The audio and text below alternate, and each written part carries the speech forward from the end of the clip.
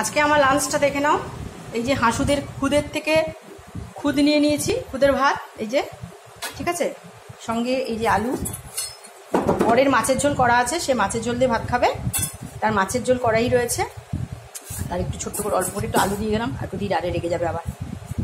পেঁয়াজ মাখাবে এর সঙ্গে, যেহেতু আমি দুধ দিয়ে খাবো, এই যে দুধ দিয়ে খাবো বলে আমি কিন্তু পেঁয়াজ নিইনি, কারণ দুধ ভাত যখন দুধ দিয়ে যখন খাওয়া হয় পেঁয়াজটা খাওয়াটা উচিত না, দিদা না করতো করিনি। আর আলুর সঙ্গে নুন মাখানো আছে, একটা কাঁচা লঙ্কা নিয়ে নিয়েছি। আলুটা শুধু কাঁচা তেল দিয়ে মাখানো আছে, লঙ্কা দিইনি কারণ বরের আবার ঝাল লাগবে, এটা তার জন্য রেখে দিলাম। আজকে তাহলে আমি এইটাই খাবো, অনেক দিন ধরেই ইচ্ছে ছিল। আর এর সঙ্গে একটা জিনিস থেকে গেল, যেটা শাশুড়ি মা আমাকে করে দিতেন, এটার মধ্যে একটু উনি নারকেলের কোড়া দিতেন, বুঝেছো।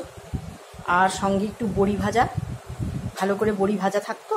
আর এই কাঁচা লঙ্কার বদলে শুকনো লঙ্কা ভাজা, মানে আমি একটু লঙ্কা ভালোবাসি বলে সুন্দর করে লাল লাল করে শুকনো লঙ্কাকে ভেজে দিতেন, বড়ি ভেজে দিতেন। তো চলো লাঞ্চটা করে নিই।